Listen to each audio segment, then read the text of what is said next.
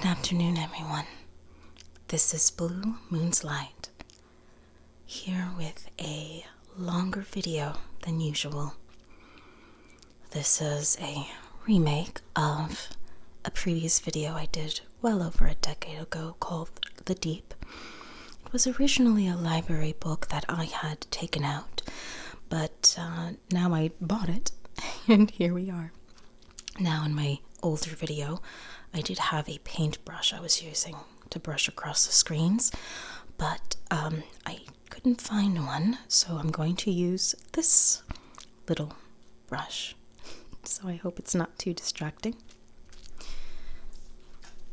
Don't mind my hands.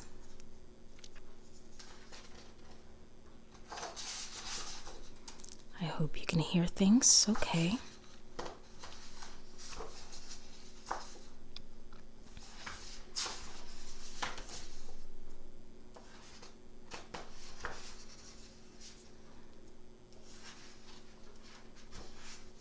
That one still gives me the heebie-jeebies. Let's try to focus it just a little bit.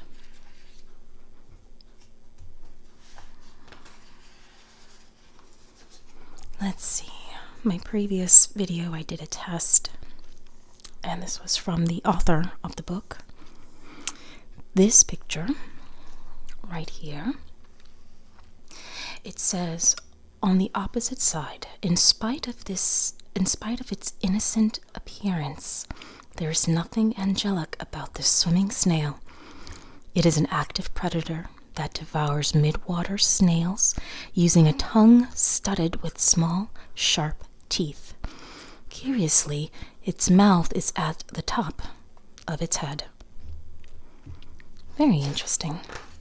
I think for this video I'm just going to read the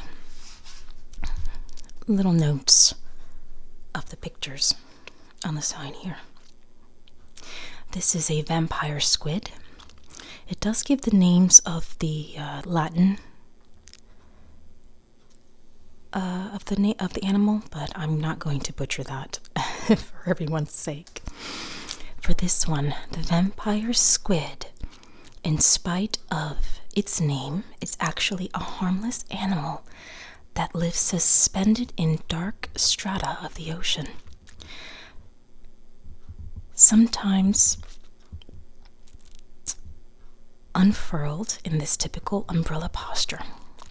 Like other animals living a great depth, its musculature is much reduced, though it's capable of surprising bursts of speed over short distances. When fleeing an enemy, it may create confusion by activating its various bioluminescent organs. Now, I knew about the vampire squid, but I didn't know it was that interesting. It's another animal. Let's see. To the right, the deep, let's see, a glowing sucker octopus. The deep, oh, I'm sorry. Let me try and read this a little better. Move it a bit over.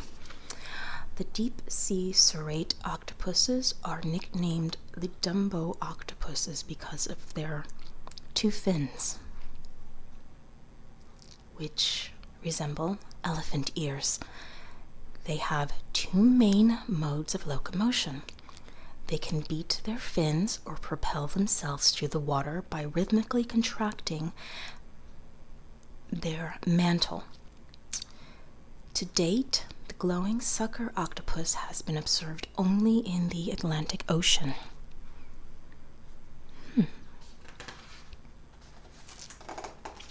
Ooh. That's very pretty. I wonder if there was a notation on that one. Yep, there is. So, oops, sorry. For this particular, it's a comb jelly. They differ from true jellies in their method of snaring the small creatures they feed upon.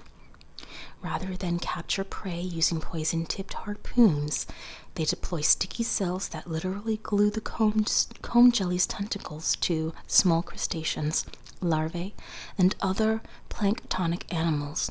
Its two orange tentacles extend and retract to pass food to its mouth. That is very alien looking. Let's see. Cockatoo squid. Oh, that's interesting. The only part of the cockatoo squid's body that isn't transparent is its eyes, to camouflage its silhouette from predators below. The squid uses its bioluminescent photospores, which pivot so that they are always directed downward. These disguise the opacity of its eyes by counter-illumination. While at rest, the cockatoo squid holds its arms and tentacles on a sort of tuft over its head, and so resembles the bird whose name it bears. This young specimen is about 15 centimeters long, but as an adult, they may reach nearly 3 meters. I'm not too good with converting meters into feet in my head, but I think that's about maybe give or take 9 feet. Someone can correct me on that, but that's huge. Look at this little thing right here.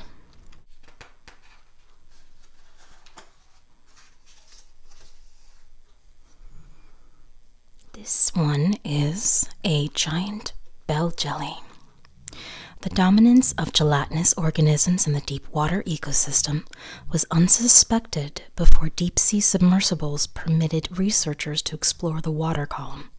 Before that, whenever an occasional specimen of the giant bell jelly would reach the surface, having strayed from its kingdom in the depths, it arrived in such poor condition that its natural beauty was brutally marred. So this is what it looks like in the water. Move that a little bit. So it is surprisingly pretty. Ooh, look at this one here, right there. Let's see. Bioluminescence is based on a chemical reaction producing a cold light that consumes very little energy. Deep-sea specimens employ their own lights for a wide variety of purposes. The deep-sea silver hatchetfish, the first photo from the left, this one right here, and the bristlemouth, this one right here, use glow for camouflage and counter-illumination, while the headlight lanternfish sends out beams of light to detect prey. This one right here. One of the functions of this light, common to all of its defensive roles. One of the functions of this light, common to all, is its defensive role.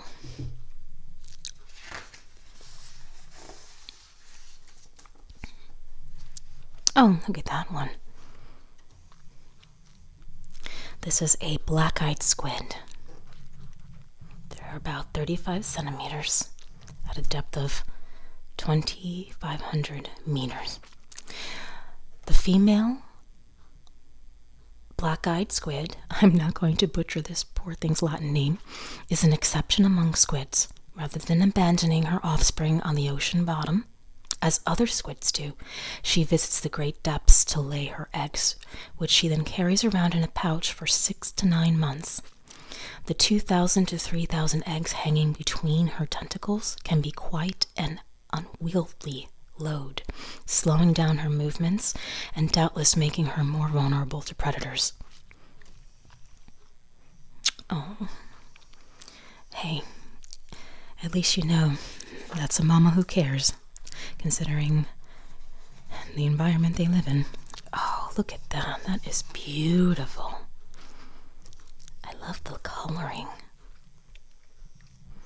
Can you imagine seeing that? Like in real life? Oh, I wouldn't know what to do.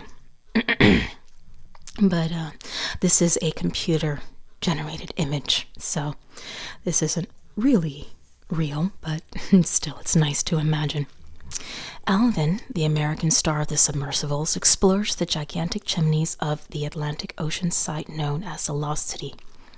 These enormous stalagmites are not colonized by any of the usual hydrothermal vent animals.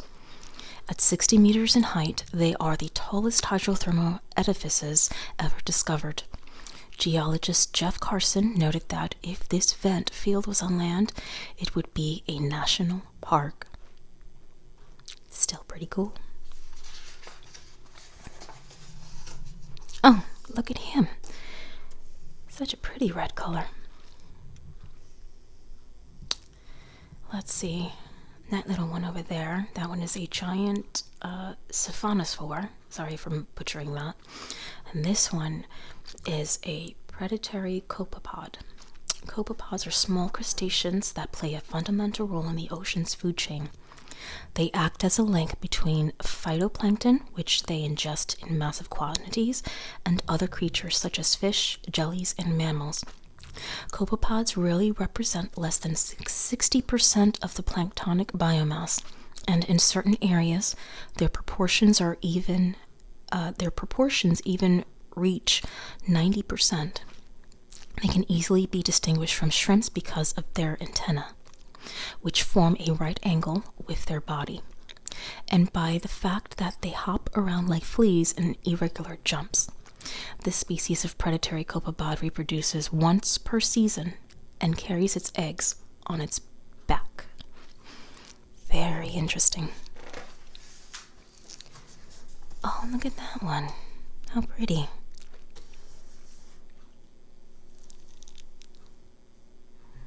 Life in the water column. It is hard to imagine that a tremendous volume of water beneath the surface of the oceans can be, quote-unquote, organized in any manner. But the watery world follows rules that can be quite precise. These patterns have long remained mysterious, partly because the earliest submersibles crossed the water column without lights in order to save as much energy as possible while hovering over the bottom. The scientists on board took advantage of these long journeys through the darkness to doze. When min-water dives were finally performed during the 1980s, they found organisms that could represent as many as 1 million new species. Each deep-sea dive still offers the possibility of meeting some creature that no human has ever seen before. The oceans have by no means revealed all their secrets. Even if researchers now know a great deal about the various phenomena providing cadence to life in the heart of this vast liquid space. Some of the ideas discussed here are crucial to our new understandings about the largest realm on the planet. I think I'll leave that off here. I hope everyone enjoyed this little educational, gentle ASMR video. Oh, look at that one. I'll go over this one in the next video. In the meantime, I hope everyone has a lovely day. And please leave me some feedback on how I can better improve my speaking, my presentation. Again, I don't have much to work with other than my phone and a microphone. I'm trying to look for a good quality microphone that would work best with my phone.